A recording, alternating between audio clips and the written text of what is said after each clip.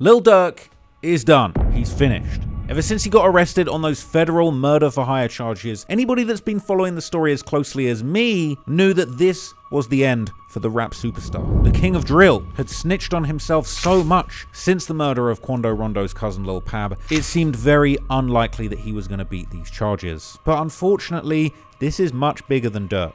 Because just as finished as Lil Durk's own career is, so too is his crew/label/gang, OTF. If you ask the music industry, they're known for platinum records, sold out shows, and are a collective of rappers who put family first. But according to the prosecutors, behind the label and the rap collective is a shadowy criminal organization structured like a modern day mafia with a deep belief in loyalty and a mission enforced by fear and violence. But when it comes to the members of OTF, apart from Durk, it seems like most of them are less known for their rap records and more known for their criminal records, with OTF members' names repeatedly surfacing in cases of shootings, robberies, drug deals, home invasions, kidnappings, murders, and alleged getbacks or revenge killings across 3 different states. So at this point, OTF as a crew and a label is just as busted as Lil Durk. But now the prosecutors are asking the bigger question, just how many people were pulled into Durk's criminal empire, and how many of them, if any, will be able to escape the hammer of justice.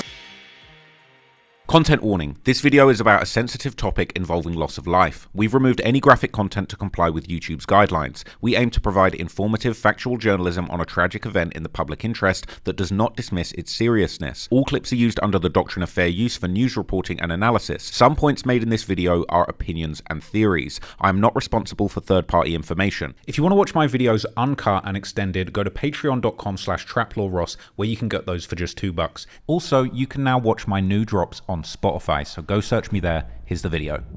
To the public, OTF eventually stood for Only the Family, but in the streets, these letters originally meant Only Trey Folks. This is a reference to a historic Chicago gang that's part of the Folk Nation, specifically the Black Disciples, with the word Trey representing the number 3, something manifested in a 3-finger hand sign synonymous with the Black Disciples. So to understand how Durk's OTF crew, or Only Trey Folks, started as a genuine set of the Black Disciples, we have to trace the gang back to its early beginnings in South Chicago at the Randolph Towers, a Black Disciples stronghold at 6217 South Calumet Avenue, a building known in the community as the Castle. Across the street from it lay Parkway Gardens, which would later become known worldwide as O Block. But back inside Calumet, the Black Disciples built one of the biggest drug operations in their history, with reports claiming that the crack and heroin trade was bringing in $45,000 to $300,000 a day there. At that time, this building was protected by armed searchers at the doors and snipers even stationed on the roof with rifles and night vision goggles, with the profits of this operation being laundered into apartment buildings, an Atlanta nightclub, and a rap label known as MOB.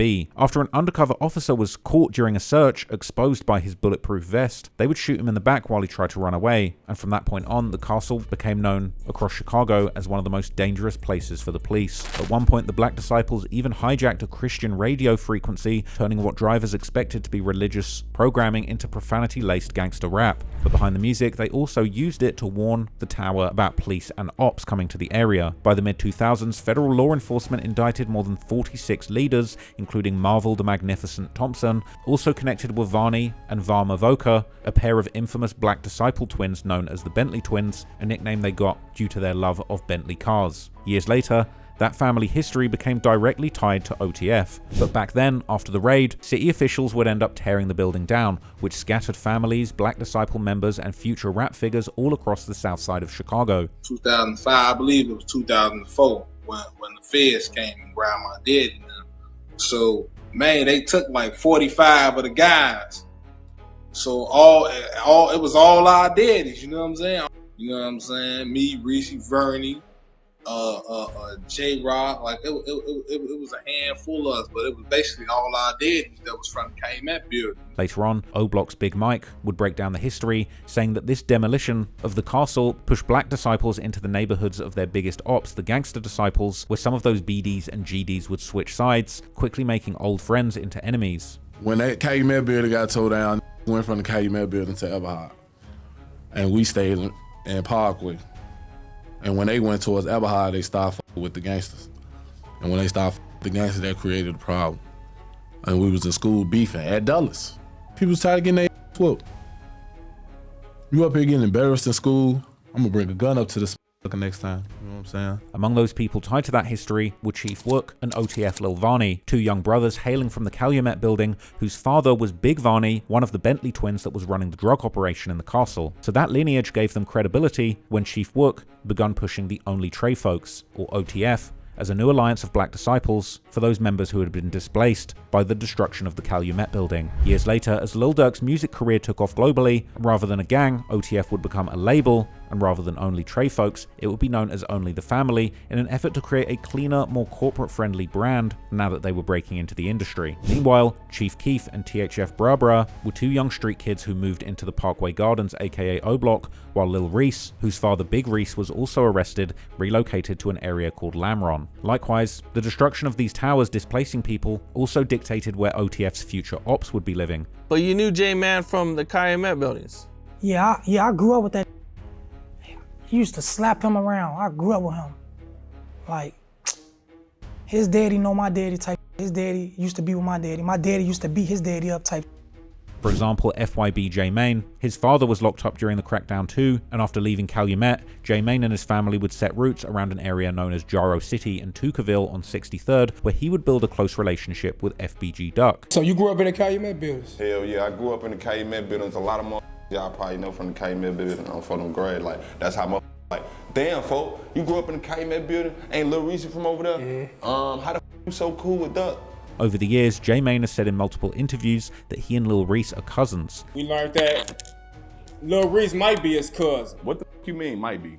Bro, when people say Lil Reese not my cousin, bro, I get offended, bro. Why would he want to claim Lil Reese? Why would I want to claim Lil Reese, bro? Let's start there. That's great. Why would I want to claim him, bro? In response, Lil Reese denied the claim.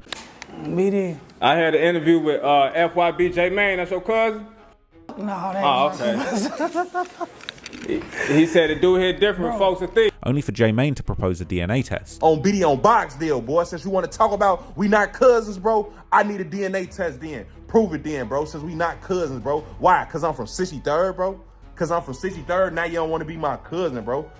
You letting the streets get too much to your head, Lil Reese, bro. Around the same period, legendary op of Lil Durk's and arguable gang serial killer 051 Melly would relocate with his family from the buildings around 49th and Calumet to an area tied to OTF's allies 600. But Melly would grow close with kids from the opposite side of Washington Park, eventually helping form the rival gang set 051 Young Money. But by the time drill music exploded through Chicago and all over America, the demolition of the Calumet buildings had essentially completely redrawn the Chicago gang maps and pressing the start button on an unstoppable wave of violence. And that history didn't just shape OTF's name, it would also end up shaping the lives of the people that were closest to Lil Durk as his label and gang grew.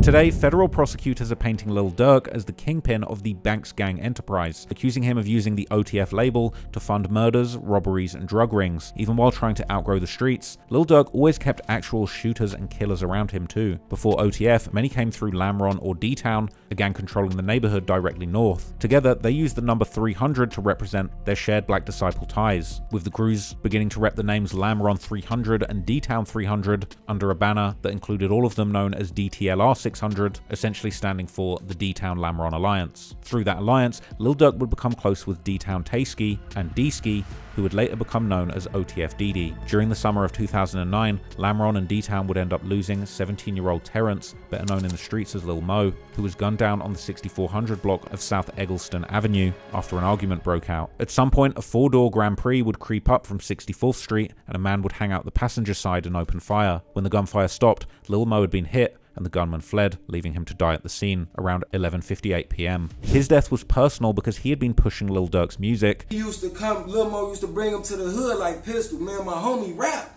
You feel what I'm saying? I'm telling Lil Mo just bring him through the studio, because that's how we was. Like, because y'all was known as the rappers. Right. And he was OTF Dede's cousin. Later, OTF Lil Vani would claim that Lil Mo got immediate get back on the person who shot him in the mouth and knocked out his tooth. But alleged settlement documents say that Vani lost that tooth during a police raid the following year when an officer stomped on his head. Officers would apparently pick up his tooth and search the apartment, falsely accusing him of having a firearm, detaining him, and he would later receive a $20,000 settlement. But after this, rappers from mainly Gangsta Disciple sets, including Lil Jojo from 069 Brick Squad, also known as Jojo World, would begin dissing Durk's murdered friend Lil Mo in many of his music videos. Don't get Lil Mo out there, team don't like it. Even Tuka from STL EBT would tweet, "Catch him, leave him slumped, now his body laying, now they miss you just like Moe." But despite the dissing, the alleged shooter was later identified as Tonebone, a gangster disciple from No Love City who was reportedly facing up to 60 years in prison. From there, Lil Mo became one of the first major losses, shaping Lamron and D-Town's memory, but the next loss would give D-Town its current name, as according to the police report,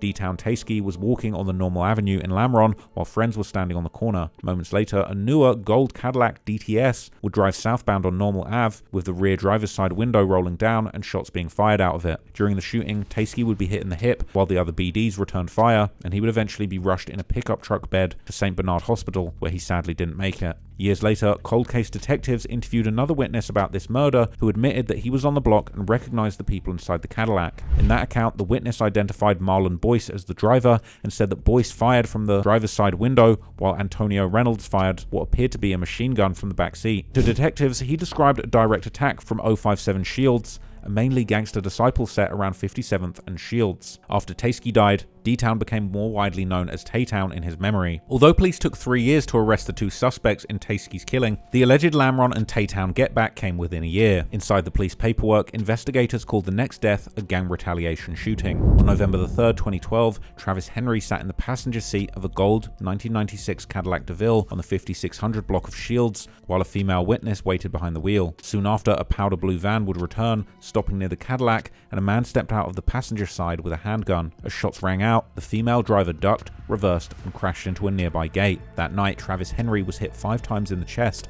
and once in the forehead. At the scene, multiple witnesses recognized the shooter as OTF Dede, while the driver was described as a heavy-set male with a caramel complexion and short dreads. Within 2 years, Dede was arrested on first-degree murder charges, though the driver was never identified. From there, he spent years behind bars fighting the case before being released on bond in 2019. By the time he beat the case in 2023, his name already carried a fearsome reputation. Within TTE and OTF circles, Dede became known as Big Threat, with younger Tay-Town members adopting names like Baby Threat and Lil Threat in respect to his status. However, Dede would also end up being arrested in 2025 alongside Lil Durk.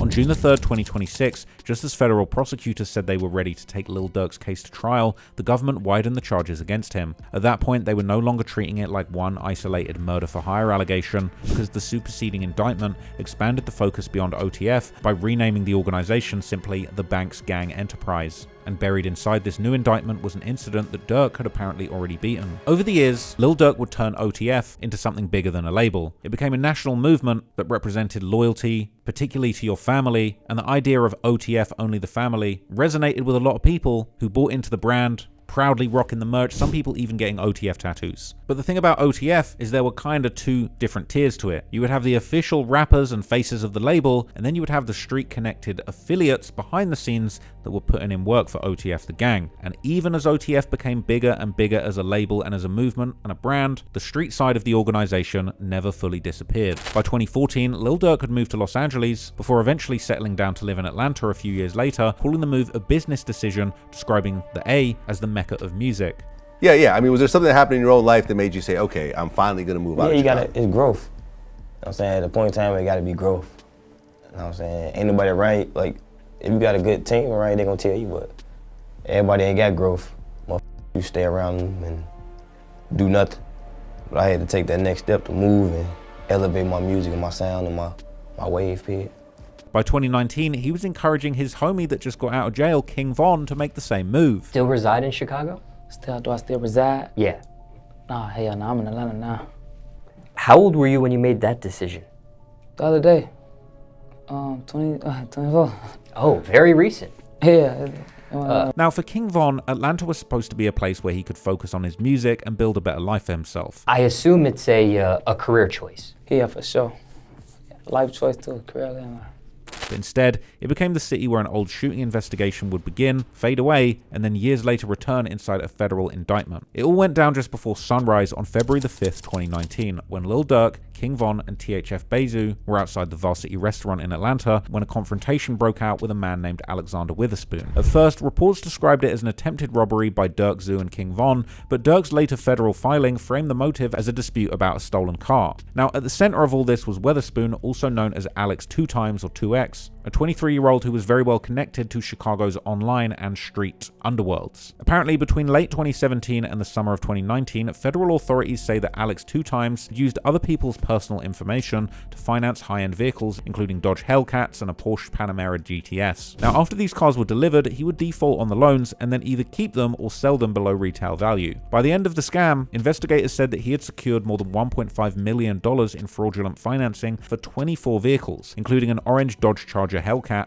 allegedly bought with a counterfeit license, using the photo of Bernie Madoff, the infamous Ponzi schemer. And according to Dirk's federal indictment, the confrontation outside the Varsity was tied to one of those stolen cars that was allegedly sold to THF Zoo. According to the filing, members and affiliates of the Banks Gang enterprise that included Lil Durk, King Von, and THF Bezu would confront Alex 2 times, and from there, Zoo allegedly demanded a refund. When Alex refused to pay, the government claims that Zoo tried to rob him.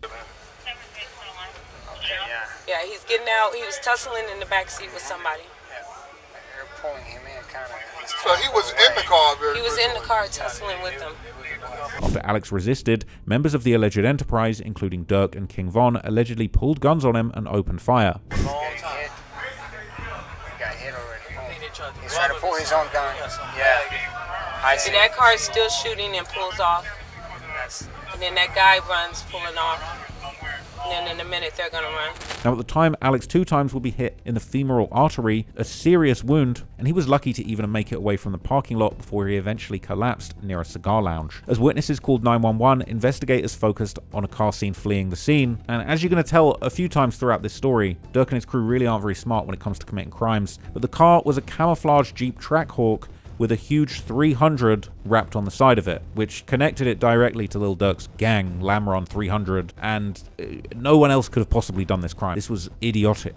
I mean, running a criminal enterprise and you're driving around in a car that's wrapped with your gang number on the side of it, it just beggars belief. But along with that, police would also discover shell casings and a 9mm handgun nearby. And so for nearly 3 months, the investigation went quiet. By May 2019, the arrests would begin. First, King Von would be arrested in Cook County, held without bond, and sent to face serious charges in Fulton County, including attempted murder, firearm charges, and gang association charges. Days after this, THF Bezu would be arrested on an out-of-state warrant. And near the end of that month, Atlanta police would issue a warrant for Lil Durk on attempted murder, aggravated assault, and gang-related charges. That same day, Lil Durk released a new song called Turn Myself In. He also did an interview where he denied committing the crimes, later surrendering to the Fulton County Jail. Did you shoot this man? Did you commit the other crimes of which you're accused? No. During the probable cause hearing, the public would learn that the other co-defendants in the case were Devonshea Collier, also known as THF Bezu, and another man named Amir Goldston, also known as AAB Hellerbands. But before he could face those charges, Hellerbands would unfortunately be murdered in Miami just weeks earlier. Newly released video obtained from the Miami Beach Police Department shows people running for their lives on South Beach. Moments later, this man is seen running diagonally across Washington Avenue. Miami Beach Police now say they believe this is the man who opened fire, killing 24-year-old Amir Goldston, better known as rapper AAB Hellerbands, and sending another man to the hospital. And after his death, some rumors spread online that Lil Durk might have even called the hit himself to silence a witness. But according to investigators, Hellerbands had apparently been hunted down by people from Chicago as an alleged getback for a body that he had caught in 2015. It turns out, according to police, Hall had been convicted on an armed robbery charge there, but before going into custody, he came here to Miami Beach. The shooting, according to this warrant, was retaliation for a shooting Hellerbands committed. Ultimately, he was shot in Miami right outside the venue where Durk was performing. Performing, me and Smirk performing. I got the mic, we hit shots. We trying to play it over though, like, cause we not knowing it's our people though, like, you know. Yeah, that's what a lot of we people come said out, for we that found day. out it's him. It was like, oh, Durk just kept performing, and Cause we didn't know who it was. Right. Then after the song went off, we tapping each other like, man, they saying this, woo woo. We like, hell no, it can't be. During Durk and Von's hearing, a detective would testify that a witness claimed that a fight happened in a nearby car before she saw Durk pull out a firearm and shots were heard. At the same time, the detective also acknowledged that Alex 2 times allegedly had a gun too, and it was possible that he might have even fired first. But still, the state pointed to surveillance footage that they said showed a person they believed to be Durk firing from the vehicle. They also framed the shooting as gang-related, bringing in Chicago law enforcement to discuss Durk and Von's alleged gang ties. And were you and other members of the Chicago Police Department aware of some of the movement of this particular group we've been talking about here down to the Atlanta area? Yes, ma'am. The judge allowed the charges to move forward, but Dirk's defense soon scored a major win. Eventually, Dirk would be granted a $250,000 bond, being released on condition of an ankle monitor, having a curfew, no firearms, and having no contact with others involved in the shooting. And later, King Von would be released on bond too. Years later, Dirk and Bezu would be cleared of all charges relating to the case, with unconfirmed rumors claiming that the whole case ended up being pinned on King Von after he died. But regardless, the federal government eventually revived the varsity shooting inside a much broader case against OTF, but that was far from the only act of violence that would come back to haunt OTF.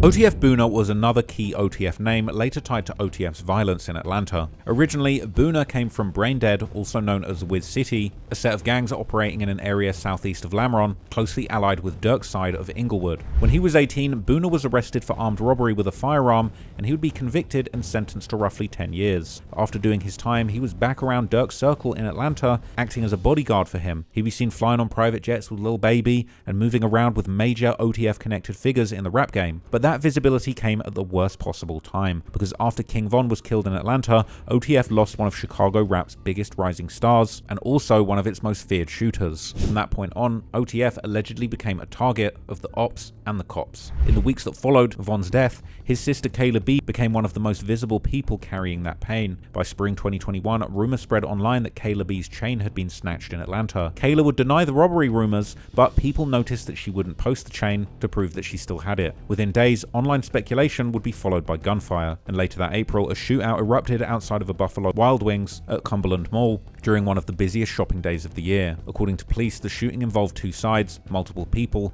a green Dodge Durango Hellcat, and 3 injured victims, including a 6-year-old boy. A shootout in the parking lot of Cumberland Mall. Witnesses say they saw people in 2 cars yelling at each other. Then they got out, guns in hand. Reports said the child was struck while exiting a parked vehicle, then crawled to safety as more shots were fired. They got back in their cars and sped through the parking lot, while one man was leaning out the window, still shooting. In the melee, a man and a young boy, about 8 years old, were both hit by bullets.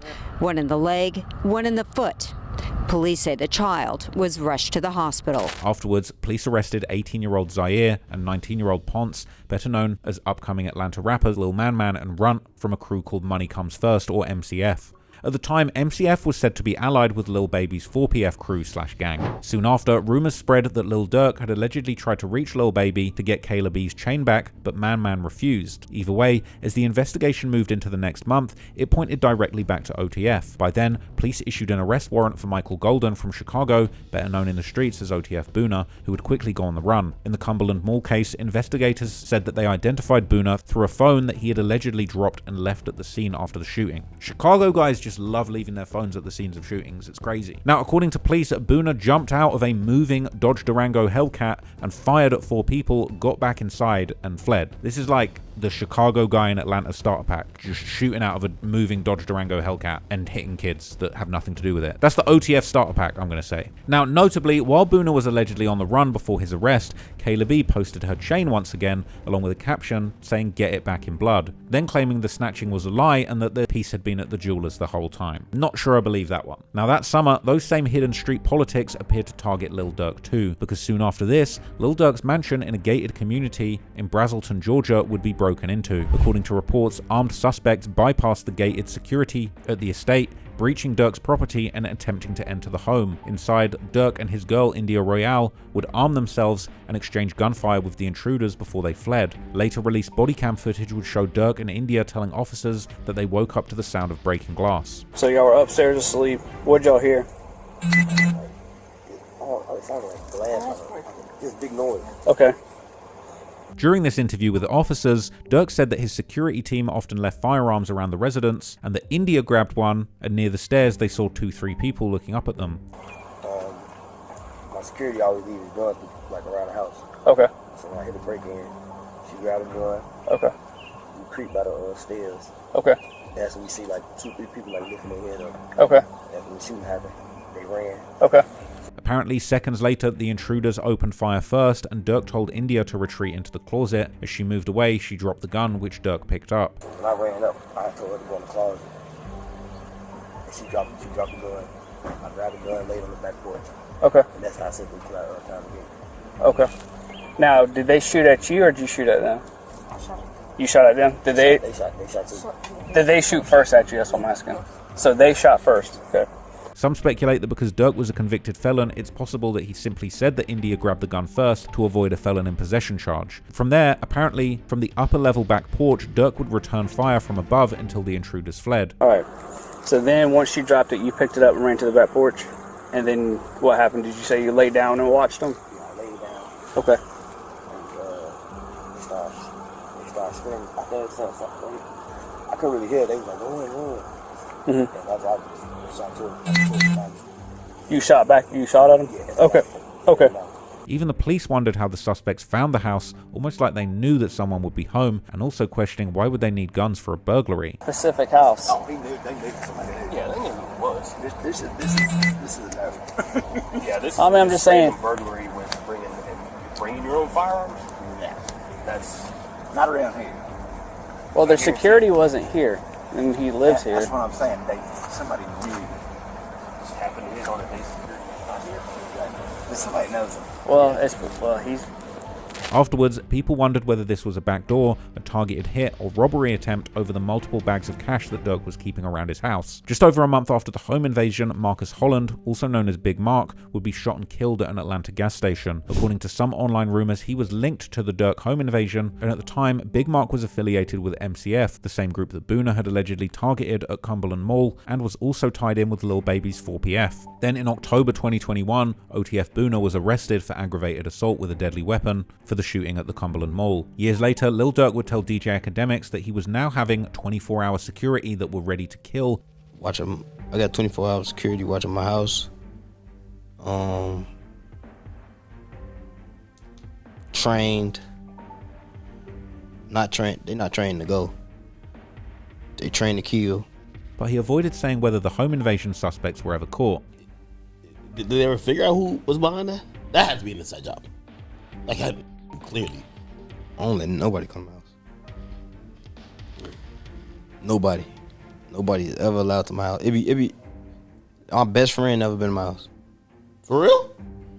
I wonder, caught by the cops or caught by OTF? Now, then, in 2024, authorities would officially tie Big Mark's murder to the start of a larger Atlanta gang war. According to Atlanta police investigators, Holland's murder was described as a targeted execution meant to strike a blow against 4PF. Apparently, there was a huge war going on between two groups, one known as 4PF, the other known as OMF, and authorities would describe a long-running conflict that was tied to Big Mark's death that later connected to a Southwest Atlanta shooting that killed two 13-year-olds and wounded an 11-year-old. Although authorities allege Big Mark's death helped spark a gang war in Atlanta, it's still not known definitively to this day whether or not Lil Durk had anything to do with it. But together, the rapid succession of the mall shooting, the attempted home invasion at Durk's house, and the murder of Big Mark led a lot of people to believe that MCF paid the ultimate price for targeting Lil Durk and his family at home.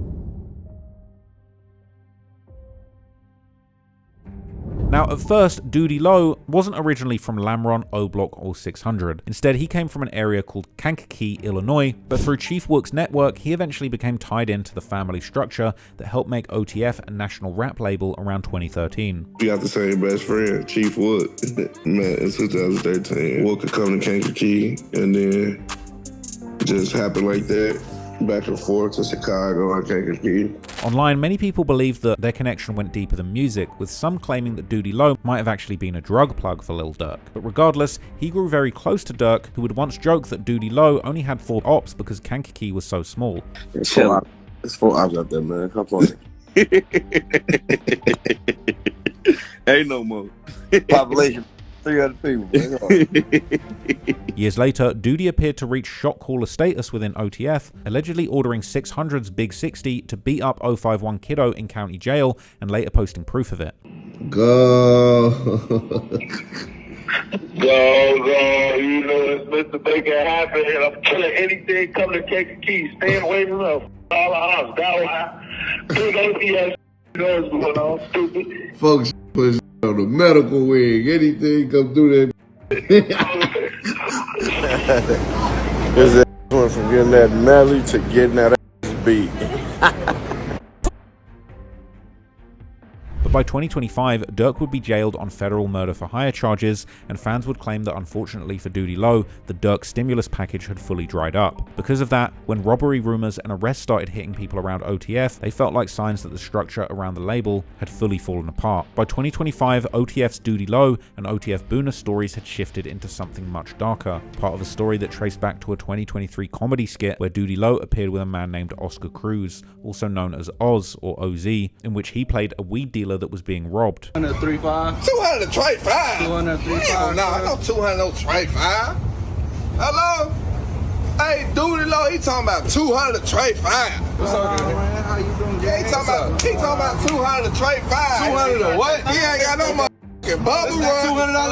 When Cruz was violently killed in a church parking lot 2 years later, this harmless skit eerily mirrored real life. But before Oscar appeared in a homicide report, another violent incident in Atlanta seemed to start a chain reaction. Because in the middle of May 2025, reports began circulating that Doodie Lo had been robbed and shot in Atlanta. A week later, Quando Rondo's brother Wop posted Doodie Lo's chain with a screenshot of a message that read, "Doodie Lo said if we can get his chain back, he got some cheese for us." Soon after this, Lil Tim, the man who shot and killed King Von in Atlanta, would react to the leg shot, fueling speculation that the incident was connected to the war between OTF and Youngboy's NBA crew, as well as Quando's crew of Rollin' 60 Crips that sometime go by Jump Out Gang or 33rd Street.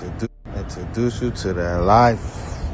5, 5, 5, 5, 5, 5, 5. Now, Doodie Lo would later push back against these theories in an interview on the Danza Project, saying that Quando's people never took jewelry from him and that it was actually someone else. The goofies that posted my right? Right. They don't have my They had a video of it. Am I right or wrong?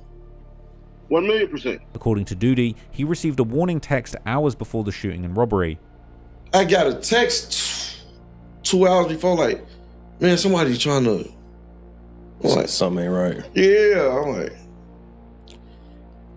and I promise you, that was weird.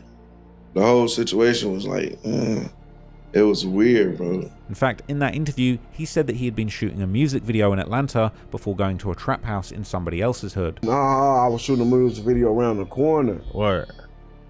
And then I popped in somebody's hood. And Word. And their hood just was on that? I was in a trap house, so I was tweaking. Oh, word. Yeah.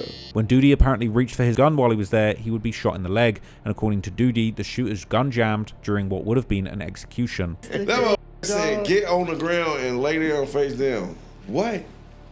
No, Sirski, we gotta go. It's on. Hell no, I ain't get down. After the first shot? I didn't get down. Yeah. Like, you know, adrenaline be rushing and that. Yeah.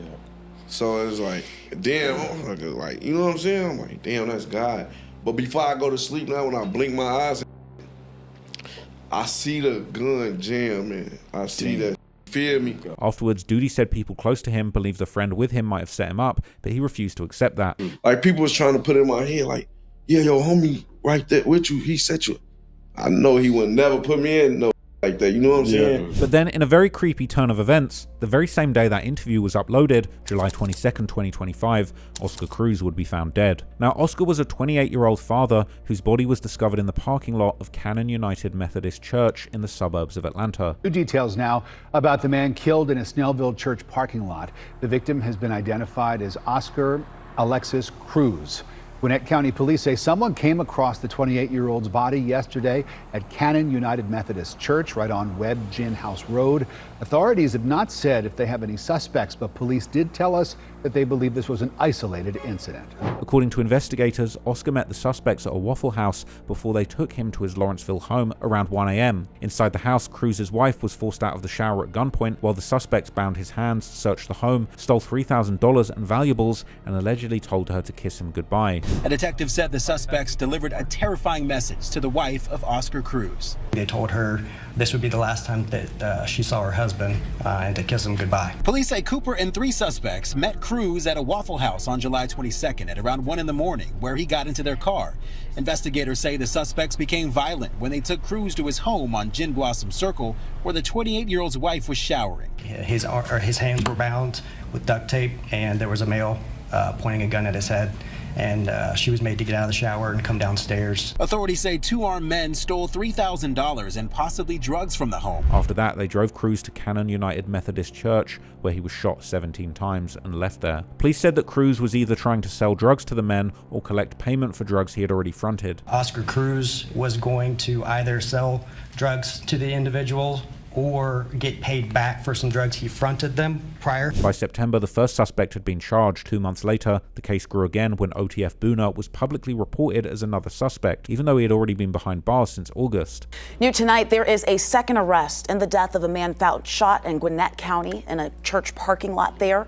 Michael Golden, he was arrested this week and charged with malice murder in the death of Oscar Alexis Cruz. That same month, Doodie Lo released the song It's Up, and one lyric stood out. On the song, Doodie would rap, "Goofy had shot me in the leg, then his cousin died." To listeners, that line sounded like it might be pointing towards the same chain of events. As the news spread, people searched for a motive. One online comment claimed Oz was trying to collect money that Boona owed him for drugs, asked around for help, and through Doodie Lo, word eventually got back to Boona. According to that comment, Boona acted like he was going to pay Oz, met him at the Waffle House, tied his hands, took him home, robbed him, and then later killed him. That same commenter claimed that despite Oz flexing 12 bags of drugs on live, OTF Boona and his 3-man crew only left with a £250 worth around $1,200 and $3,000 in cash. As of June 2026, Boona is behind bars awaiting trial.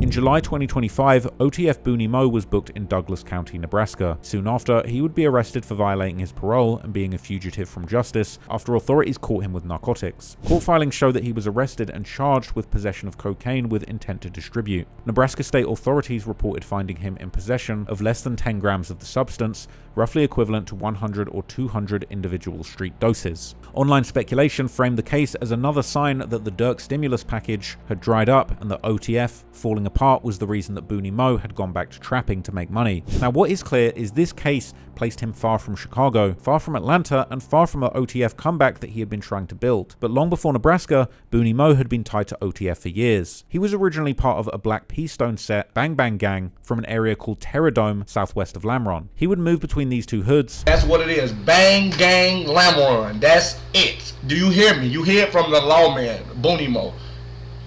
From the lawman.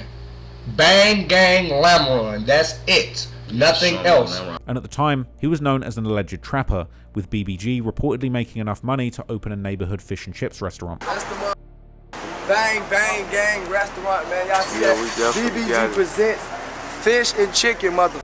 That's all, man. We investing up in.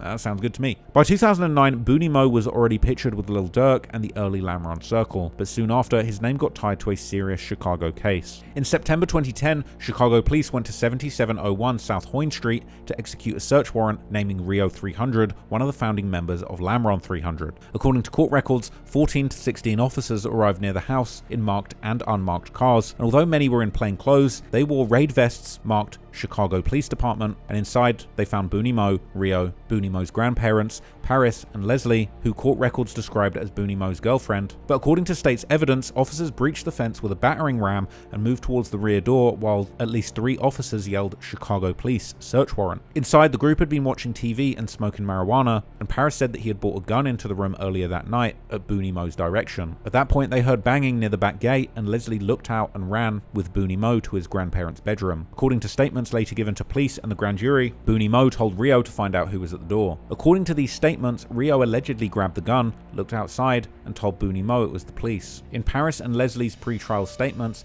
Boonie Moe allegedly ordered Rio to buck that, meaning shoot at them. As officers hit the door, the state claimed Rio pulled the trigger once, the gun didn't fire, and then he aimed again, pulling the trigger a second time, and the glass security door exploded outward, injuring 3 police. After the shooting, officers surrounded the house and eventually made contact with the people inside. Afterwards, witnesses said that Boonie Moe asked Leslie to take the gun to the basement, but when she refused, he allegedly hid it in his grandparents' closet as his grandmother protested. Eventually, police ordered everyone out, taking the occupants into custody and searching the the home. During that search, officers recovered multiple weapons, including an SKS assault rifle, along with heroin and marijuana. As a result, Boonie Moe and Rio were indicted on multiple counts, including attempted murder and aggravated battery with a firearm. Importantly, Boonie Moe was not accused of pulling the trigger, but instead the state tried him under accountability, arguing that even if Rio fired the shot, Boonie Moe was legally responsible for allegedly helping set it in motion. However, the jury convicted Boonie Moe of 3 counts of attempted murder and 3 counts of aggravated battery with a firearm. After the conviction, Boonie Moe apologized to his grandmother and children. Ultimately, he was sentenced to 3 concurrent terms of 23 years, while Rio received 26 years. But a few years later, an Illinois appellate court reversed the conviction and ordered a new trial, but the case had already left Boonie Moe with serious prison history. So by the time he was back out, OTF was completely different. At this point, King Von was dead, Lil Durk was bigger than ever, OTF was a national brand, and several older names were coming home after years behind bars. For Boonie Moe and the others, the return came with a chance to pursue music, but then Lil Durk got arrested, and as Durk's federal case developed, Boonie Moe's name kept on appearing in a far more dangerous context. According to federal filings, prosecutors wanted to introduce evidence of an alleged plan involving Durk, Boonie Moe, and a cooperating witness identified as PW1. After King Von's death, prosecutors claimed that Durk grew frustrated with O-Block members because they had not retaliated. In that alleged message sequence, Durk wrote, "I'm finna pipe it up." According to the same reports, Boonie Moe responded, "Blood, it's green," followed by a car emoji, a green light emoji, and the message saying, "Getting together now, no phones." After that, prosecutors reportedly claimed that PW1 and Boonie Moe purchased a vehicle using money provided by Durk. The alleged purpose was to travel to O-Block and kill any O-Block members they could find, and PW1 expected to be paid for every member he killed. But according to the filings, the plan was later called off because police were in the area. Now, prosecutors were reportedly pointing to him as one of the people that Durk trusted when retaliation was being discussed after Von's death. By October 2024, Durk had been arrested in Florida on federal murder for hire charges tied to the 2022 Los Angeles shooting that killed Quando Rondo's cousin Lil Pab. But after Durk's arrest, for a while, Boonie Moe continued pushing music out there publicly throughout 2025, releasing the tracks Get Back, Mike Vick, and If You Know You Know. But at the same time, his own legal problems were building up once again. That summer, Boonie Moe was arrested in Nebraska and eventually sentenced in the cocaine case. By then, Boonie Moe's path would fit a larger pattern around Durk's circle, where older names spent years locked away, came home to money and attention, and were allegedly pulled back into the streets soon after.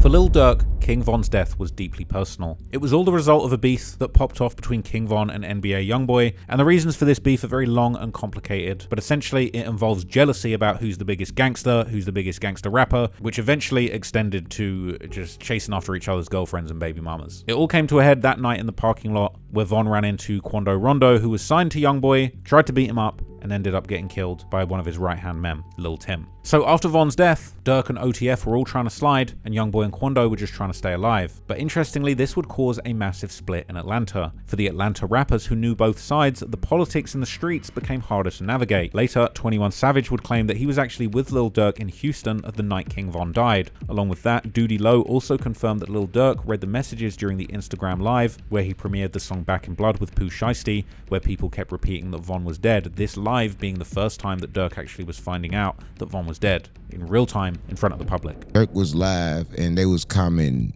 Von dead, Von dead, Von dead. Did he ever tell you he saw that? Did he see that? Because he didn't pay no attention to it. Did he see that? He seen that.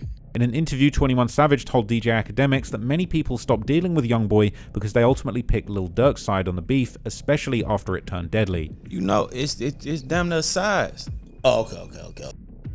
You got him and Quando and a lot with Durk. So a lot of ain't gonna Youngboy because they with Durk. But once Lil Durk got locked up, suddenly the industry line started moving back again. Everybody started scurrying around, trying to rebuild what was once a good connection with Youngboy that they had trashed because they was trying to deride Lil Durk. See, a few years after Durk got locked up, suddenly Youngboy got released from jail and became the hottest rapper in the world again after years of legal problems, and Youngboy was outside terrorizing the entire rap game. This is when the silence around Durk started to become noticeable. Near the end of 2025, YSL Woody would call out Atlanta rappers who hadn't been shouting free Lil Durk. Y'all step up and try to stop NBA Youngboy and Lil Durk. Now Lil Durk sitting in jail. Y'all even saying free Lil Durk. Y'all He was trying to help Lil Durk. Now, at the time, he would suggest that some people were quiet because they were relieved that Lil Durk was out the way. No, these want Lil Durk out the way because guess what? They not cut from that same cloth as Lil Durk. See, Lil Durk got caught up being around all these fake, bro. And now he in jail realizing it the same way I had to realize it. I put my life on the line for these, bro. Just for these turn around to plot on me. Man, listen, this fake, bro. Now, at that point, that comment landed because Atlanta really wasn't moving for Durk the way that fans had expected it. Then, Young Thug's situation made everything look so much worse. Because for years, Young Thug and Lil Durk had been close collaborators and friends, but Thug's 2022 leaked jail calls made their relationship look incredibly strained. I don't know. I did a lot of playing boy too though when the boy career went where it supposed to be, man. Pluto, I was really like locked in with him, like get really. But I don't know, he acting a little different. I don't like that, man. With Lil Durk unable to respond, OTF responded for him. OTF Twin would mock Young Thug for gossiping on the phone. Now, Young Thug fired back by calling OTF members newcomers and junkies, and then he would claim that he was the one that sent Brian Steele to help out with Durk's legal team. But then, when Thug tried to prove it, the messages showed that he offered to pay Brian Steele, only for Steele to turn the money down twice. No, I would not accept your money. We are brothers. That's my brother. I got to. I would not take your money, my brother. This is my lawyer, Brian. Right. I would not take your money, brother, my brother. I'm knowing that, Brian, but I got you. Instead of proving that he paid for Lil Durk's lawyer, the receipts showed that he at least offered, but the money was never accepted. Meanwhile, Lil Baby's position was more complicated. As one of Durk's closest Atlanta allies, many fans expected Lil Baby to be supporting Durk loudly. But once Durk was locked up and YoungBoy started rising again, fans watched Lil Baby's every move. Soon, viral screenshots were claiming that Lil Baby had liked one of YoungBoy's Instagram posts, and DJ Academics accused rappers of switching up on Durk while he was behind bars. I feel like the majority of the rap community is fake. They seen the charges, they seen the feds, and they're looking at it like Durk is cooked. Stick a fork in him, pause. I mean, the Lil Baby thing's kind of crazy, right? Because, like, the rumor has it, they're saying that MCF member might have actually got killed suspiciously after the Lil Durk home invasion by a group that's not only the family, but they're like, oh, MF, that's like only my family. Like, they're similar. And then, like, Durk and Baby have got the album together, which is kind of weird. And then YoungBoy dissing Lil Baby, talking about he would Baby and them, that's 4PF, 4 Pulse firing. But then, YoungBoy's back outside, Lil Baby's trying to suck up. Bruh, Atlanta's the fakest city in the world. That's all I'm gonna say. Atlanta is the biggest, the most fraudulent, faker, stab you in the back people in the entire world. No wonder they got knives tatted on their heads. They're ready to stick that in your back. But anyway, 21 Savage would also step back into the mix, making the politics even messier, because during that same December, 21 Savage revealed that he actually tried to patch things up between Durk and YoungBoy. But I done had conversations with YB and I done had conversations with Durk people. Yeah. Type. But it ain't worked. But goddamn, I done tried. You feel what I'm saying? Now, years earlier, 21 Savage had said artists weren't dealing with YoungBoy because they were too close to Durk. But now with YoungBoy free and hot again, a lot of people saw 21 Savage as attempting to reopen the door to collaborate with YoungBoy for his own benefit. Basically, you guys will just do anything for clout. You rode Durk's meat when it was convenient for you, and then as soon as he gets locked up and it's inconvenient and YoungBoy's the latest thing outside, you trying to clean that up. You trying to tell everybody you tried to fix it. It's too late. All right, we seen you. We seen your real colors. We seen your scales. You a snake. And then after this came the F the Streets movement, where 21 Savage started pushing everybody to abandon the street as part of a promotion for his new album, What Happened to the Streets, where, by the way, he dissed me, Dooley. He said he was going to break my MacBook. Not broken so far. But according to 21 Savage, his message of F the Streets was really aimed at the trauma and violence that came from the street life. Now, Young Thug ended up supporting the F the Streets message, but 6ix9ine called out the hypocrisy and basically argued that this was all just a ploy to try and make working with Gunna acceptable again. Why couldn't it be streets in 2020? Huh? When I came home, it's streets now when your man rap, right? And basically just for 21 Savage to try and get his career back going, because that album was trash and they allegedly was botting the numbers, trying to make it look more lit than it was, and it's just so embarrassing at this point. Like, you would just do and say, like, F the streets, like the streets got you here, you would just do and say anything to just get what you want. Now, the day after all of this was going down, India Royale, Durk's fiance, who was shooting up the crib with him, appeared to react to the whole situation online. After 21's message of F the Streets spread, India basically just posted one word. Now, she didn't name 21 Savage specifically, but fans kind of connected this to Durk. It was sort of, while everything was going on, it made sense. So 21 Savage and all these Atlanta rappers distancing themselves from the street codes that they once embraced. Yeah, it's F the Streets. Durk sat behind the bars because of street business. right? So while Dirk sat there behind jail, one of the people that was supposed to be closest to him and took his side and backed him when it came to blackballing Youngboy, he was now just participating in trying to rewrite the entire position of the industry in real time. Like, no, now it's F the streets, now we clicking it up with Youngboy, like, F the streets. Dirk was out here sliding, allegedly having people killed for the streets. Like, what do you mean F the streets? He sat down on street business. So at the start of June 2026, this third superseding indictment completely changed the shape of Dirk's case. Now this time, prosecutors added another murder in aid of racketeering and conspiracy to commit stalking, bringing the case much closer to a RICO-style prosecution, but it wasn't OTF, it was the bank's criminal enterprise. So now, prosecutors are arguing that the 2022 Los Angeles ambush that was meant to kill Quando Rondo but killed his cousin Lil Pab was not an isolated incident. Now they're claiming it was part of a larger criminal enterprise called the Banks Gang Enterprise, built all around loyalty, money, retaliation, and violence. No label, and because of that, they're now bringing older incidents back into the picture. And one of the biggest was that 2019 varsity shooting in Atlanta, which all started over a dispute over a stolen vehicle. Although Dirk had kind of beaten or got that case dismissed in Georgia, prosecutors could still try and use it as background evidence to show how the alleged criminal enterprise was operating. So reaching back into 2019, the feds were basically trying to show the jury that this wasn't just a little temporary group that formed out of anger over King Von's death in 2020, and the whole group was cohesively doing crimes and killing people and robbing people and just doing whatever they wanted in Chicago, Atlanta, and beyond as a criminal enterprise. And next, prosecutors would point to another alleged Georgia conspiracy that involved Lil Durk, OTF Vonnie, THF Zoo, and others. And it was another allegation connecting back to Quando Rondo that I've talked about for years. Because after King Von was killed outside the Monaco Hookah Lounge in Atlanta in November 2020, Quando Rondo became one of the most hated names and most wanted men in the whole world, because even though Quando's side were claiming self-defense, Dirk simply wanted blood, and he was texting people the day after King Von died, saying that he would not be letting this slide and that Von had made him a different animal. By the following spring, venues were worried about violence because they knew that Dirk was ready to go state to state and send killers to kill Quando, and that meant that Quando's shows became a lot harder to book. And when he finally did get a booking at the Vibe Event Center in Waycross, Georgia, the fact that people were so scared to even come to this show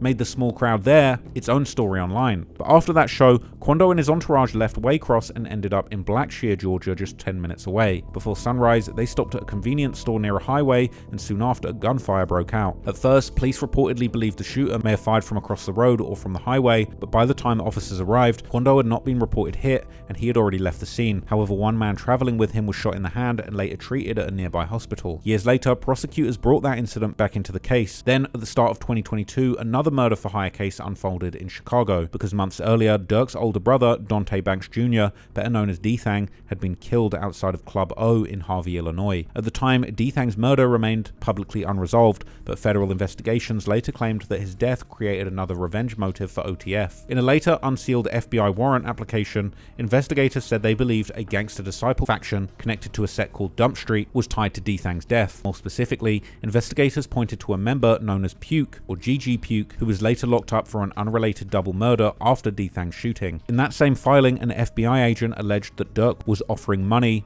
to anyone who could kill the people responsible for his brother's murder, and more broadly offering money for any gangster disciple that could be killed. Soon after, Stefan Mack would be gunned down outside the Youth Peace Center of Roseland. Later, federal prosecutors charged Anthony Montgomery Wilson, also known as AJ, and Preston Powell, also known as Marley, with conspiring to kill Mack in exchange for money. Still, Dirk hasn't been officially charged in Mack's murder, but investigators connected the Mack case to Dirk through texts, confidential informants, phone metadata, and social media posts, including one message asking, "Did Dirk give you that money?" Eventually, both accepted a plea deal and admitted guilt for their role in Mack's murder to collect a bounty allegedly put out by Dirk. After Dirk's arrest, the wider case raised questions about older OTF-linked names who had spent years locked up, came home, and were allegedly pulled back into the retaliation politics. Among those names was OTF Jam, becoming one of the biggest examples of speculation when it came to Dirk's case. Originally, Jam was from an area called MTV 079, a hood closely allied with Dirk's Lamron set. Years earlier, Jam was convicted in a 2010 shooting case and served 12 years in prison. After he came home, he appeared around OTF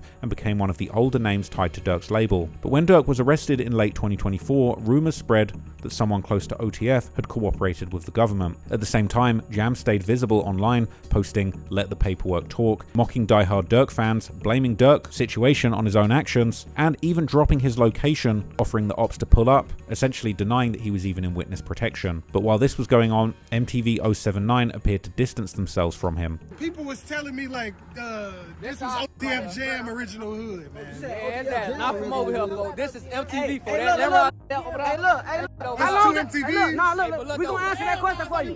While OTF members regularly left him untagged in posts calling for everyone's freedom. So by this point, the defendant picture had also changed. Although OTF Vonnie and Flacco were listed in the original case, they were not listed in the latest indictment. Still, Dirk remained the main defendant, with OTF Dede, Brown Eyes, and OTF Boogie as key co-defendants. However, in the lead up to the trial, OTF Dede's defense were focusing on distancing him from Dirk's alleged commands, and his lawyers argued that he played a much smaller role than the others and repeatedly tried to separate his case from theirs. However, because the judge refused to separate his case, he too remains locked into the trial date alongside Dirk himself, basically directly subjecting him to the mountains of digital and physical evidence and texts that the feds have compiled all on Dirk, meaning that this is going to be very hard for him to beat. And it makes you wonder, at this point, with no one bigger to snitch on, there seems like there's absolutely no way for Dirk to get out of this, especially after so many people that were close to him have turned on him. And when it's this serious, it wouldn't surprise me if even more people turn on him next. Because at this point, it basically becomes Operation Save Yourself. And that, ladies and gentlemen, is why OTF is over with. OTF will not survive this criminal trial. I think more people will come out and cooperate against Dirk to save themselves, and all that only the family, only Trey folks. Unfortunately, it was a good run, but now it will be over with. Let's see how the trial goes.